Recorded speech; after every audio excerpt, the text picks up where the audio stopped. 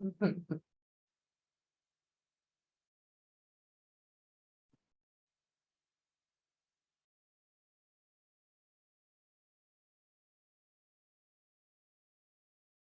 turn my thoughts within, dear Lord, for here is where you dwell, in your kingdom nestled in my heart, where everything is well.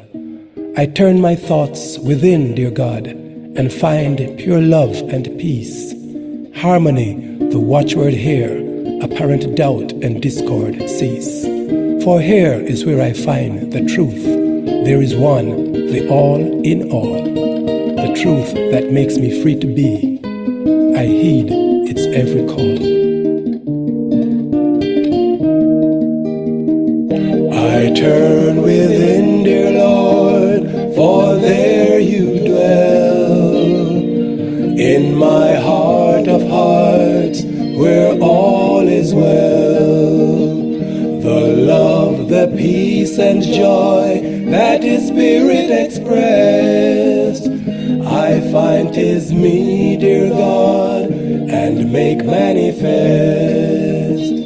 I turn within, dear Lord, for there you dwell, in my heart of hearts, where all is well.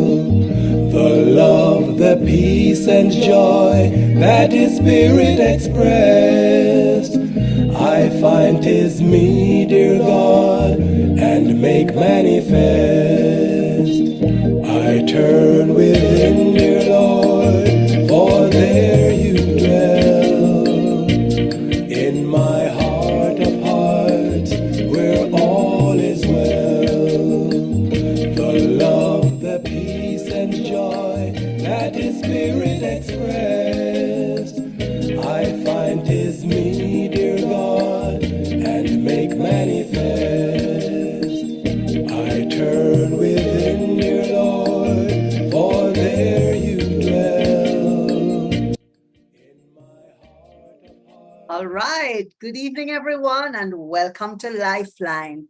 I'm your host, Sandra Cooper, and we're going to have a wonderful hour together of connectivity, livity, love, and laughter. As everything begins at the Temple of Light, we begin with our opening affirmative prayer. So let's take a deep breath in, knowing that as we breathe the breath of life, the breath of love, the breath of connectivity, the breath of God. And it is that breath that sustains us and expresses in and through and as us. And so knowing that the life and the presence and the power of God are now expressing right here where we are, I speak these words of welcome to everyone who is joining us online on this our wonderful program, LifeLine. I'm knowing that it is truly an evening of great conversation, of just looking at our authentic being with our special guests this evening.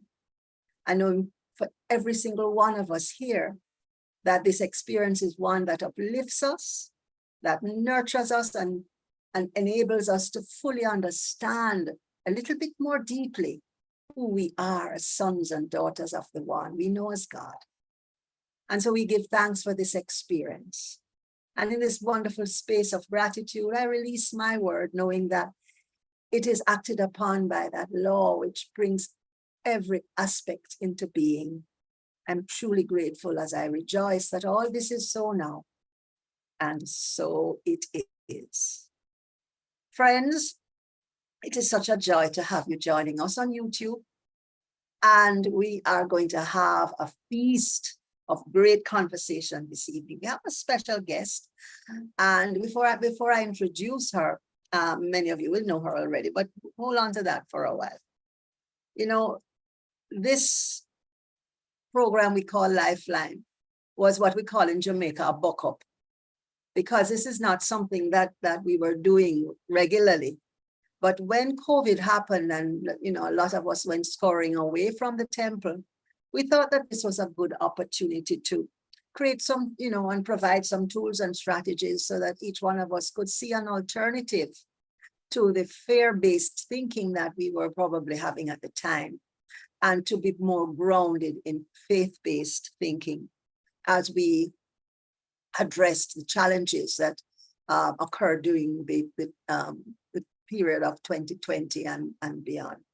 And Lifeline has continued. We've had some really, really exciting and interesting guests, and we are glad this evening to be able to welcome our guest. So let me just introduce her. She's an ordained minister with Centers for Spiritual Living. She's an author, consultant. She's a master facilitator and a certified life coach. She's a newly appointed senior minister at the Temple of Light Center for Spiritual Living. She's what we call in Jamaica a buck up, because this is not something that we were doing regularly. Oh, a master facilitator. I'm hearing my voice. Life coach. Okay. So let me just share a little bit more about our guest. So she served the Spiritual Empowerment Center in Baltimore, Maryland, for more than 10 years, which motivated her to pen her first book, Inspiration in Small Doses. While in ministerial training, she concentrated on bereavement support, extending this care to many families during their experience of grief. She officiates funerals, memorials, and weddings.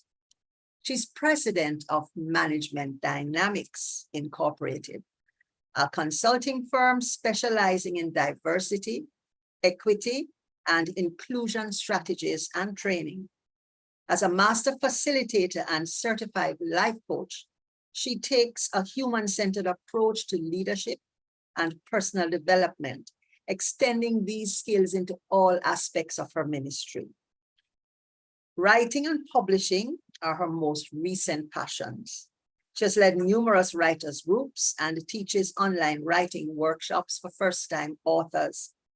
Her second book, Widows Speak, was recently launched in July of this year, 2023. She holds a bachelor's degree in human relations and organizational behavior from the University of San Francisco, and a master's degree in consciousness studies from the Holmes Institute. So when she's not writing or facilitating workshops, she hikes, plays tennis, and practices yoga. She believes her life purpose is to help others realize their divine potential. Friends, please join me with a hearty welcome to our very special guest, Reverend Michelle Senegal. What a joy to have you this evening. It's a joy to be with you all. So thank you for having me as your guest tonight. Now, I love your topic this evening. It's living authentically. And it's a topic I particularly, it's one of my own core values, being authentic. So it would be really exciting to hear a little bit, what do you mean by living authentically? How does it manifest in your life, and how can it make a difference to us as we walk this spiritual path? Sure. Thanks for the question. Living authentically.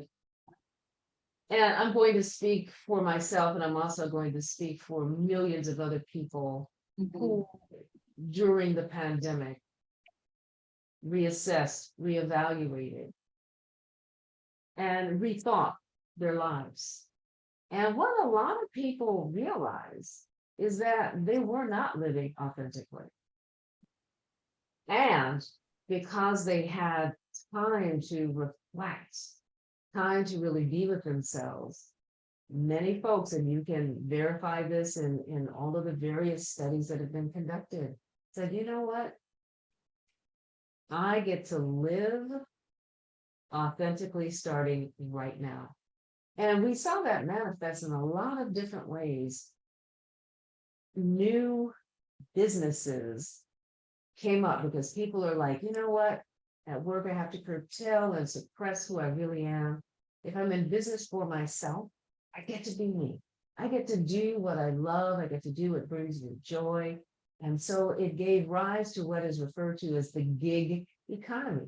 That's people being creative, finding ways to earn money that align with their calling or align with their interests and their passion. For me, living authentically has come, and I believe, as I have matured, each season of my life, I step into more and more authenticity. What does that mean? That means that I have the courage to express myself however I'm feeling in the moment. Now, that doesn't mean that I am not mindful, I'm not diplomatic, I'm not tactful. I am all those things. And I'm also in personal integrity, meaning that if I know the truth, it's a good thing to also speak the truth. But there are also some times when I need to know the truth, but speak of palm trees. So what does that mean? That means that I'm being true to myself, but I'm also being sensitive to other people. Mhm. And in being sensitive to other people, I don't necessarily want to give rise to defensiveness.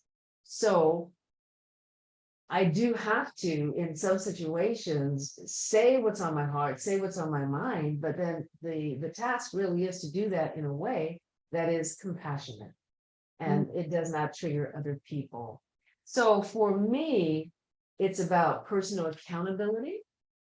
For me, it's about not hiding my joy, my talents, my gifts under a bushel, but rather using them, leveraging them to fulfill my personal goal and objective to help other people step into their divinity and to find their own magnificence. And so by me being in integrity, it gives other people the permission to do the same. And I take that role, very, very seriously in everything that I do and everywhere that I go. And I know that I inspire some people, and the only way I know this is because they tell me you inspire me. I motivate others because they will endeavor to live their lives in accordance with their own needs, interests, personal goals, and objectives. But oftentimes they'll say, you have the courage to step out on faith. And so that again gives me the permission to do the same. Mhm. Living authentically means being vulnerable. Mm. And a lot of people, I think, have the idea around vulnerability wrong. They feel that oftentimes it's a sign of weakness to show your vulnerabilities. But if you are in a position of leadership, it takes courage to be vulnerable in front of other people. And being vulnerable humanizes you. It makes you more relatable as a human being. And it takes courage to be vulnerable. It's very, very easy to engage in what I term spiritual bypass and not really say how I'm impacted by certain things. Or if I've made a mistake, to acknowledge that publicly. What's the harm in doing that? There's no harm if I'm not harming others, but rather being true to myself and taking personal responsibility and accountability for my actions and my behavior. That's a part of living authentically as well. It also involves living life unapologetically. I am who I am. I be who I be. Right. And so wherever I go, there I am. What does that mean? What that means is it doesn't matter if I'm in a corporate situation, if I'm in a spiritual situation, if I'm in a social situation, I always show up in the same way. And that also helps other people to trust me because I'm not wearing, different masks. There are no masks. I just show up as my authentic self. Some people will love me, some people otherwise. But you know what?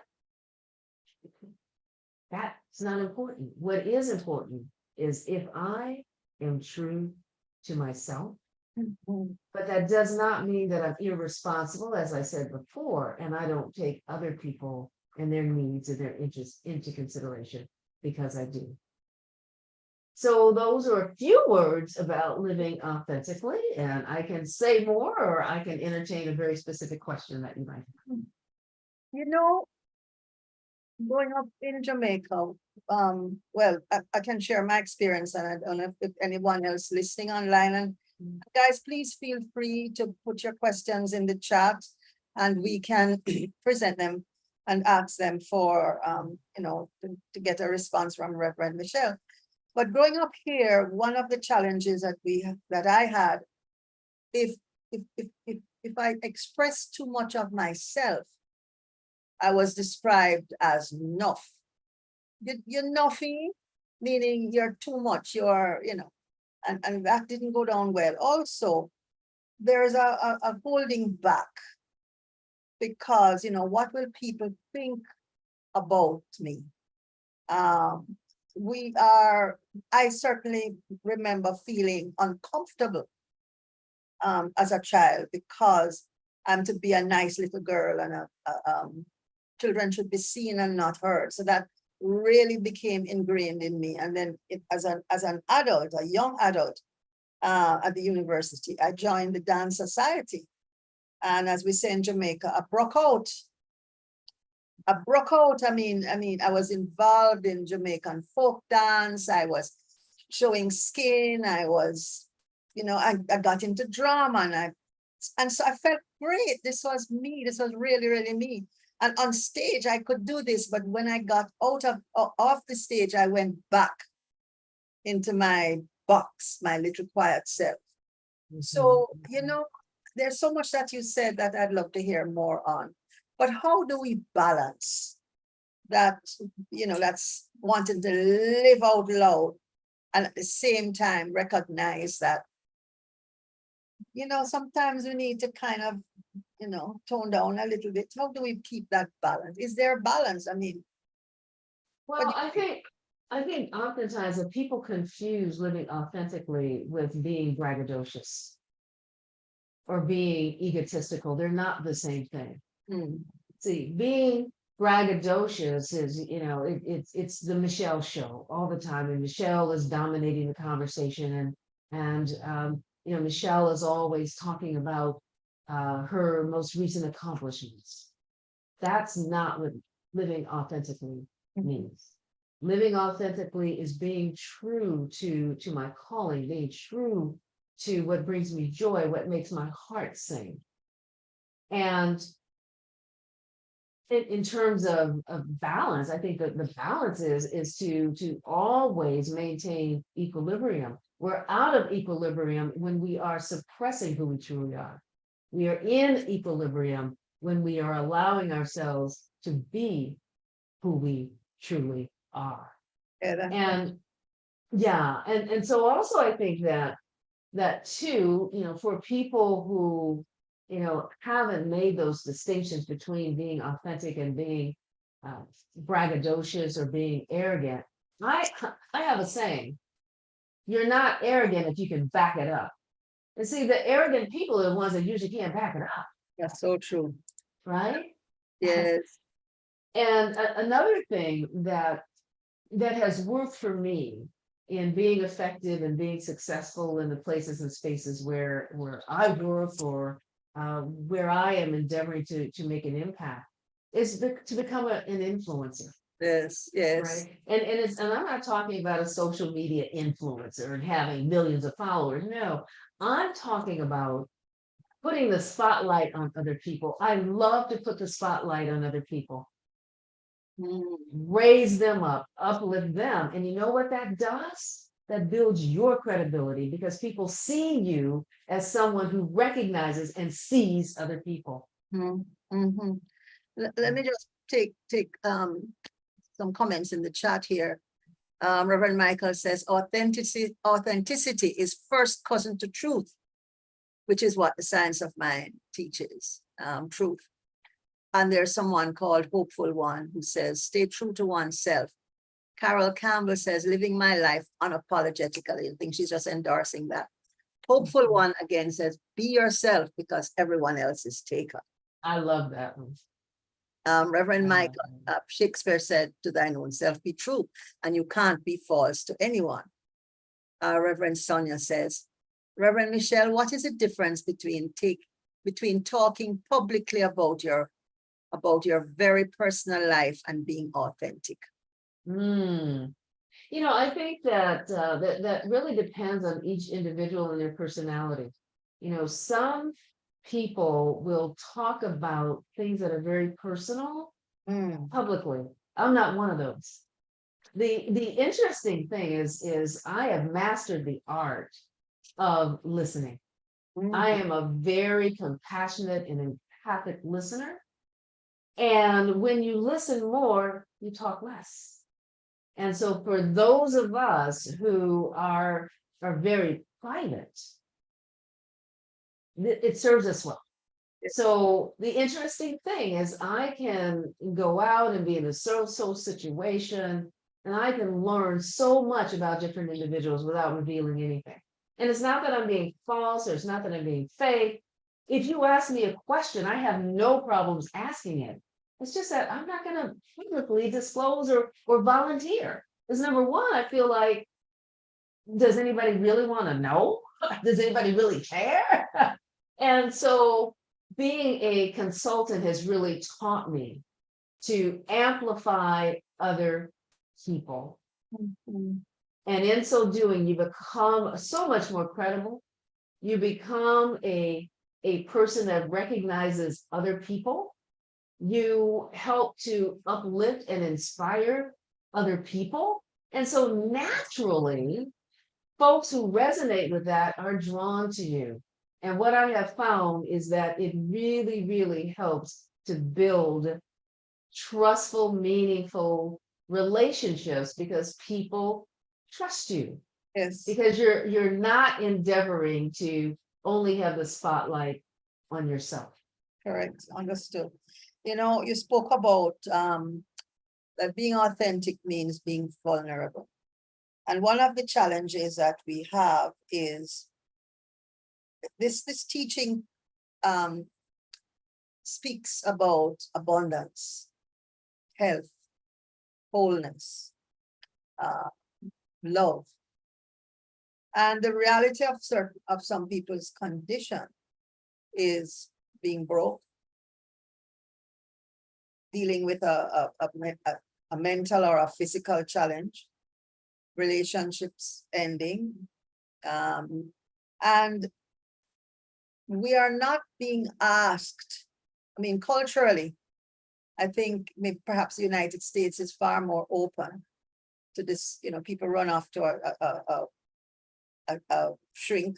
I don't like that word, but Therapist. A therapist, yes, but far more easily than we do here. And even at the temple, it will take a lot for many of us, even those of us as practitioners, to say, listen, I'm having a challenge with money, or I just got a diagnosis, because I'm a truth student. Yes. So I can't, you know, this is not supposed to happen to me. So I shut down and I shut up and I smile and go along. How do we address these internal conflicts? And Thank you for the question, Sandy. Thank you for that question. I think it's a very profound question. And I've given some thought to it. I've given some thought to it because I am privileged to sit in on our various meetings, ministers, practitioners, and folks have an opportunity to request prayer. But what I notice is many people engage in spiritual bypass. What does that mean? That means they will say divine order in my life, divine right action. However, Ernest Holmes taught us that you treat and you treat specifically. You can't treat specifically if people are not specific with you. But what I also know is that in that public forum, people are holding back because of what you're saying. You know, they have this idea that I'm a true student, that life is not supposed to be difficult for me. Wrong. true students, it just means that you have more tools available to you to overcome your situations, and in spite of what is going on with you, to still be a person of faith, and to live from that place of faith, and to, yes, these are the conditions that and the circumstances that exist in my life right now. However, do I surrender to them and let them run and rule my life, or do I transcend them? And so to me, that's the difference between the true student and the seeker, and folks who have this myth that because I am in this teaching that things are not going to happen to me. That's absolutely wrong. Things are going to happen to you. Why shouldn't things happen to you? Because we're all on this journey called life. And life is dynamic and ever changing, and we can't control everything. We can't control all of our environments. All we can control, of course, is how we react or respond to what happens. And in order for spiritual mind treatment to really work, and you don't have to do it publicly, you can do one-on-one with a practitioner, or you can do your own treatment. You can treat for yourself. But I really want to encourage people to be in integrity. If you're hurting, you're hurting. If your finances aren't where you want your finances to be, then change that. You change that with your attitude, with your thought atmosphere, and you treat and you move your feet. You get creative. You tap into divine intelligence. Is there some vehicle that I'm not leveraging that can change my condition or impact this particular situation? So it's spiritual bypass when you are anything but in integrity with what is truly going on. And you don't have to be in integrity publicly, but be in integrity with oneself. Is it like a sense spiritual bypass, like what I call all well is it, all is well is him? All is well is Well, and so there's the fine line, right? There's a fine line. And the fine line is because we've been socialized to think, oh, always act as if you want, act as if. But sometimes the reality is I just don't feel it. I'm not feeling that joy in this moment, and so I think that we have to honor and respect our true feelings. That's what being authentic is. And I say you don't stay stuck there. And as you engage in your spiritual practices, things happen to you and you respond more quickly to affect change in your situation. So the deeper your spirituality, the less likely you are adversely impacted by conditions, circumstances, and facts. Absolutely. I totally get that. I mean, this morning, a client called to cancel a 2-day workshop next week. That was a good part of my cash flow for, the following month. And I didn't feel any emotional upstirment. I felt nothing. Because they have to postpone it, not November, then it will be next year. So I said, it will come when it comes. And that's fine. Something else will fill the space. And so certainly my spiritual practice has led me to that, to be that way. But it really would be good to just look at how can we, as a community, we have our practitioners available. We have counseling available. After church ministry where people can call for to share whatever challenge they might be having and have affirmative prayer. We say practitioners are available, names and numbers are published. And if we were to do research on how many people take us up on that offer, I would bet that it's perhaps 10% or less. So we yes, have the and You know, the boat comes, the helicopter comes, and we don't take it up and we continue to drown. Right, right. And I'm not going to reveal because I want it to be a pleasant surprise for all the practitioners, but I want to change that. I intend to change that. Got you. And that's because you all are, and myself included, I'm a practitioner as well. We have a service to provide, and it's a powerful, powerful service, and it's unfortunate that people aren't taking advantage of it. So we're going to be doing some things a little bit differently in the future, and hopefully that will attract more people to utilizing this amazing prayer ministries that we have available to them. There's power in prayer. And so I want to respond to a couple of comments in the chat. Yes. So I'm curious, can career diplomats be authentic? Isn't being diplomatic the opposite of being authentic? And so I don't think so necessarily, because what the word, and you know, I'm a lover of words, what the word diplomatic means and being a diplomat means is not giving rise to conflict. That's what diplomatic means, not giving rise to conflict. You can speak the truth, you can know it and you can speak it. And there are times when you should speak of palm trees, right? and so what that means is not giving rise to conflict, but that doesn't mean that you don't speak truth in a time when people are ready to hear the truth. People aren't always ready to process, aren't always ready to hear the truth. And so a part of being a person of spiritual discernment is recognizing and identifying those times when people are ready. So I think you can be authentic and diplomatic simultaneously. You said it earlier when you spoke about having courage to express yourself, but at the same time being sensitive to others and being compassionate. Yes. Yes. Further in the chats, limitless transformation. I think this is Liz Terry. We're all on the journey to expressing our divine, authentic selves, that is being prosperous, healthy, etc. Along the pathway, we sometimes take detours to learn what we need to learn to express more divinity.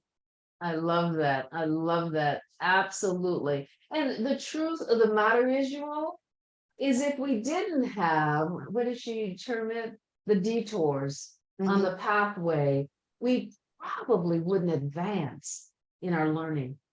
Right? Because it's really the challenges, it's really the obstacles that test us. And that's where our greatest learning opportunities arise.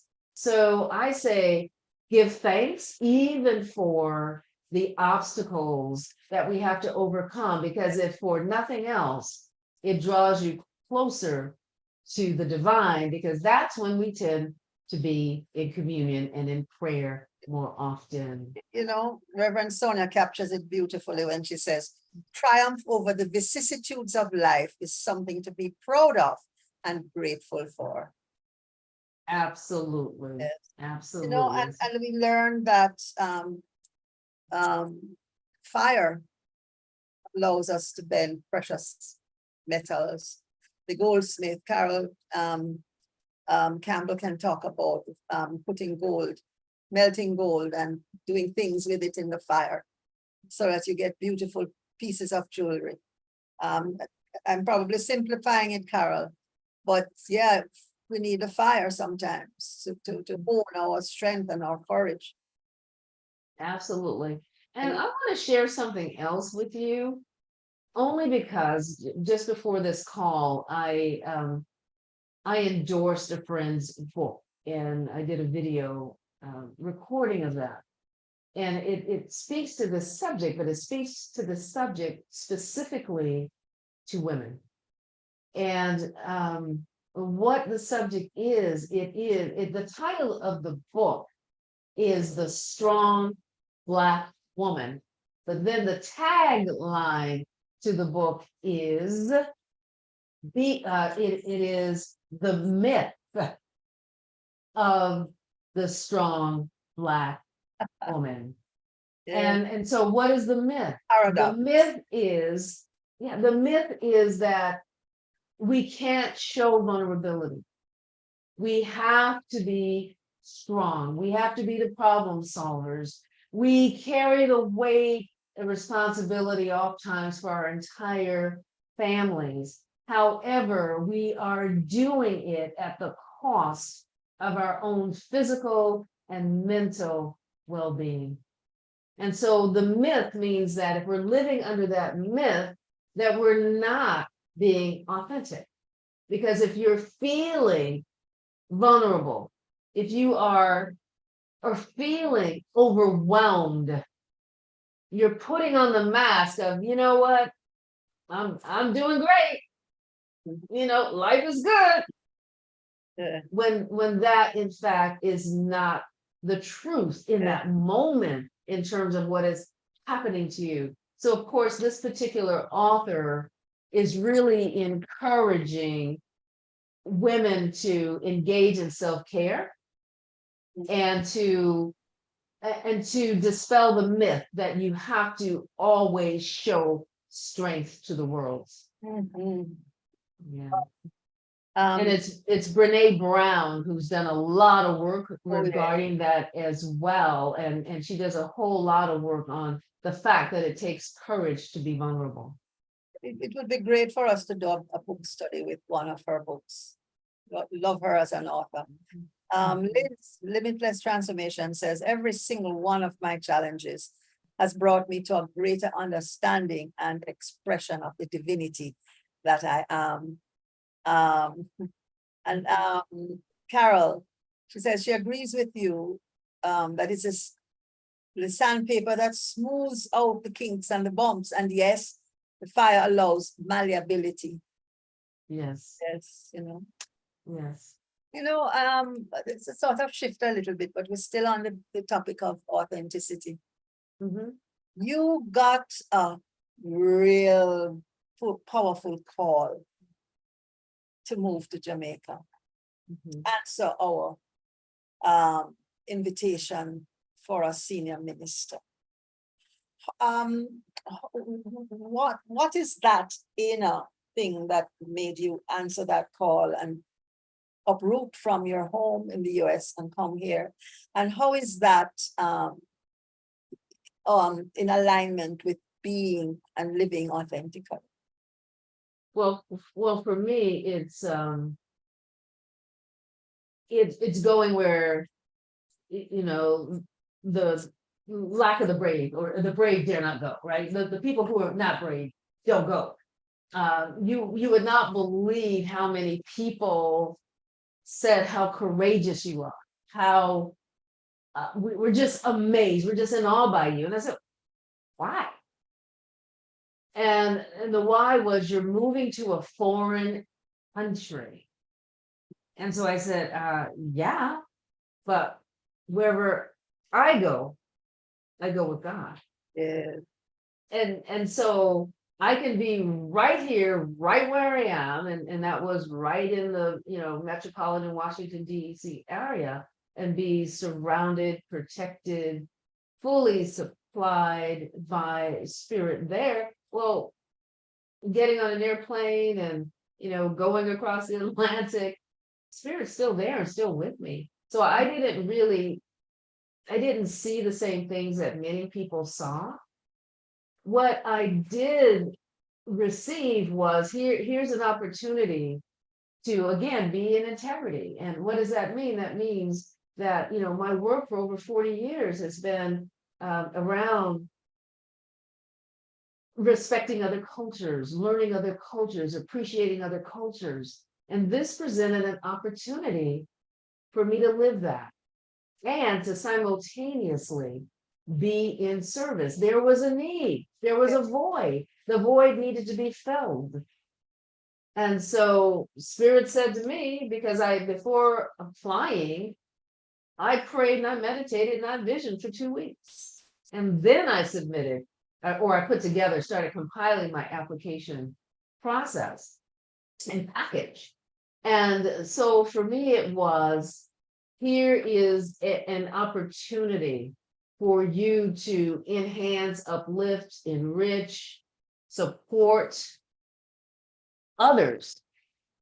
And yes, I could do that anywhere, but the need wasn't everywhere. The need happened to be in Kingston, Jamaica. There was a need for a senior minister. And so I answered the call. I am hearing in that and much of what you said since we started talking, that the quality of authenticity is far more of a spiritual faculty, meaning that we're in alignment with our highest self, and that we are allowing that self to express through us, as us, without question, without interruption, without pushing back. We're allowing ourselves to be just vehicles of its expression. What do you think? Absolutely, absolutely. To me, that's what being authentic is all about. It is, having these urges, these desires that just don't go away, that just don't let you loose. And so when that happens, then I know that that's mine to do, right? I'm being called to that situation. And in answering the call, I mean, I am just of the strong belief and conviction that, God will always go before me and make plain and easy my way. Right? Regardless of what the situation is. And so bringing what I am, who I am, to this opportunity is all I can do. That's all I can do. I can just be me and bring it to this experience. And the vision, of course, the hope, the prayer, the affirmations are to uplift, inspire, enhance, enrich. I hear you so loud and clear. And on Sunday at Auntie Lilith's, at the wonderful concert that we had at the Temple of Life, you expressed another part of you in that what we would call dove poetry, and this is not something that was on your resume. This is not something that you said, hey, by the way, you know who I am, you know what I do. And it's just part of, listen, this is who I am, and this is how I express myself. And this is just another part of me that, it comes out when it's appropriate, and so to just have the freedom to sing and dance and play and do whatever spirit moves us to do and feel comfortable and at peace doing it. And not give up a pig's ear. What? I always want to say something else, but don't think so. Yeah, and just do it because, it's, just. The interesting thing is that the way all that came about is I partner with a musician when we do our writing workshops. And so he puts on summer concerts, and he said, we're going to do themes. And he said, so you're going to do music in very specific genres, but we need that thread. And we need you to be the thread to, make the transition from this genre of music to the next.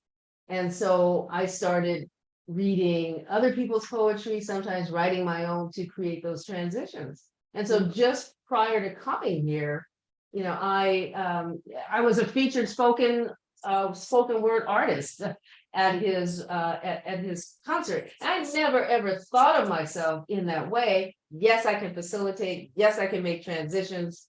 Yes, I can weave these things together because I just love words. And so that actually, because people appreciated it, so much, and they asked me 4 times this summer to come and do it, it gave me the courage to do it and the confidence to do it.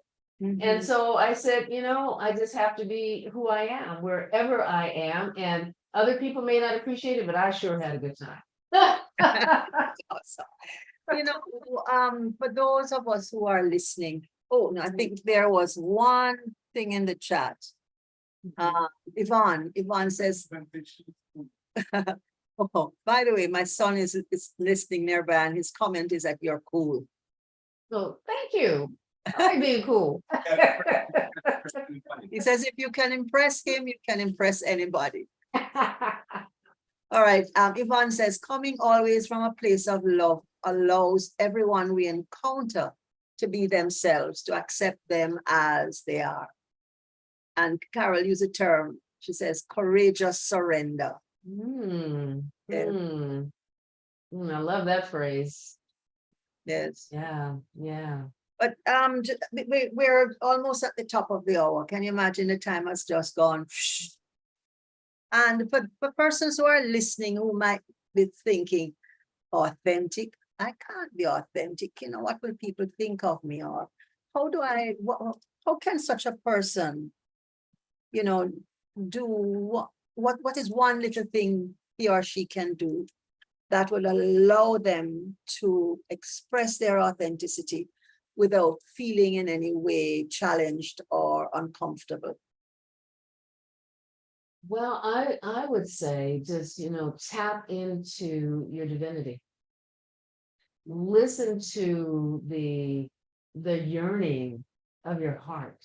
Because when you yearn to do something, it's usually a very deep-seated desire. And if you have the talent to do it, then it's yours to do. Because that is your individualized, unique way of expressing your God self. Yeah. So that's what I would offer. Just surrender courageously. Yes, Carol, surrender courageously, and then see that enlarged, compassionate, and empathic listener. Let's say a little more. Enlarge that. Okay, so I love words, so bear with me. Compassionate means this is a Michelleism. Caring plus action. So what that means is I care about other people, and if I am able, I take action to help them improve their situation. So that's what, or how I define compassion. Empathic means being able to imagine myself in someone else's situation and extending love, understanding, empathy, compassion to that person as though it were me. Yes. Empathic listener is seeking first to understand, then being understood. Let me understand what is happening. What led you to this current situation, conclusion, or reality? So we can work backwards to uproot, reprogram, unlearn, all of that to create a new and a different reality. But I can't do that as a practitioner if I'm not listening, if I'm not endeavoring to take your perspective or try to see your perspective. And so all that means is not being judgmental, right? You're seeking to understand in a very open way, in a very neutral way, in a very objective way, not imposing any judgment whatsoever. Wow. Totally get that. And so it will allow us to sort of move forward on the path of living authentically, like one little action at a time. Yeah, got that. There's a meme that I share in my workshops that most of us listen with intent to respond, not with the intent to understand. Right. There is a difference. Yes. Yeah. Oh, Liz said she loved your dog poetry on Sunday. Thank you.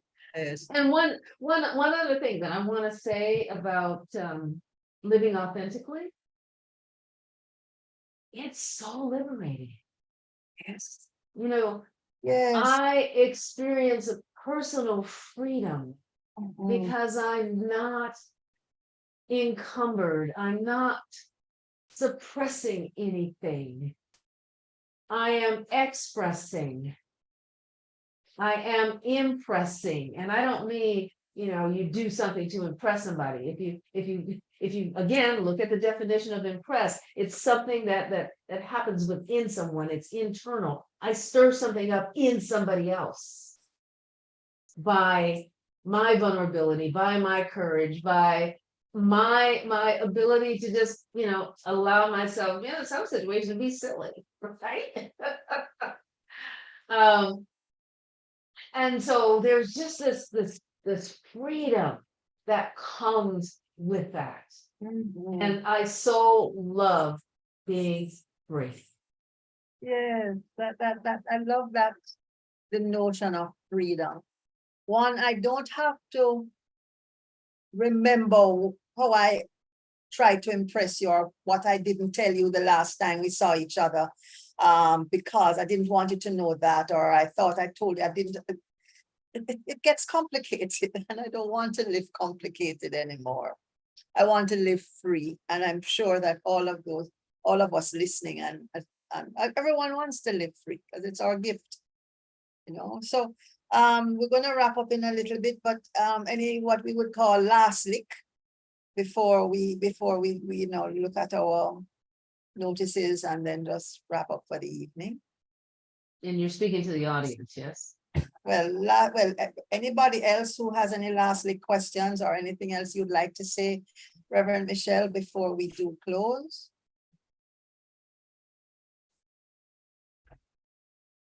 I was endeavoring to scroll back up because I really love that expression. Somebody put it in the chat, and I heard it before, and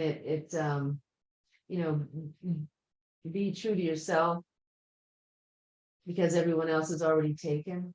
Oh, it was one of the first comments that was made. Right. I love that. I love that saying. Yes, everybody else is already taken. Be And so yourself, everyone else is taken. that's right. Because if you endeavor to be like someone else or to be someone else, those positions are already occupied. But being true to yourself is available, Mhm. right? So, step into your beingness. Mhm. Okay, awesome. Wow, so it's been an amazing evening, and I have what's one of my values. I have them up on a corkboard in front of me, and I have authenticity, and what it means to me is being genuinely true to my personality and spiritual nature. Okay, and so sometimes when I'm sitting here and I will look up, I will catch that one, or integrity, or joy, or growth, or self-expression, or abundance, and they remind me, that I don't want them to be espoused values. I want them Right. to be lived values. So to be able to Absolutely. live authentically is something I really thrive after, and I really, consciously just affirm that more of us will be seeing the value of authenticity and living authentically, and the great blessing that it is to one's life, to just freely live. Yeah, it is so rewarding and so reinforcing and so unencumbered. Awesome. So we are complete for the evening, friends, and I just like to take the opportunity to thank our technical team, Vance, Steve. Reverend Anne is at the temple dealing with some technical matters too. So we surround her with love and light and know that wherever she is, God is, and all is well. And, to thank everyone who joined us this evening. Thank you for your questions. Thank you for your comments. And I hope that, the experience of this evening gave you some food for thought, that you can now think of authenticity in your own life and how you can embrace the idea and the freedom that comes with living authentically. For us at the Temple of Light, we really are always delighted to have you. And if you have felt moved by this experience this evening, feel free to support our ministry by visiting our donate page at donate.templeoflightcsl.org, and it will give you information as to how you can make contributions to our community. And so we thank you all for your generosity and for helping us to be a beacon of light in the world. Friends, remember to join us on Sunday morning. We have our first Sunday celebration, and we'll have Reverend Michelle as our speaker. So we look forward to seeing you on Sunday morning at 9 a.m. Of course, all the other events that will take place, you can be appraised of that as well. Reverend Michelle, would you do us the honor of doing our closing affirmative prayer? Absolutely. So if we would just take the inward journey for just a few moments. Just compose yourself and think about if you lived fearlessly, what would you be doing now? For what I know is that Mother, Father, life is my life, is your life. And as a consequence of being children of the divine, we are always supported, surrounded, protected, and our every need is supplied. So step out on faith.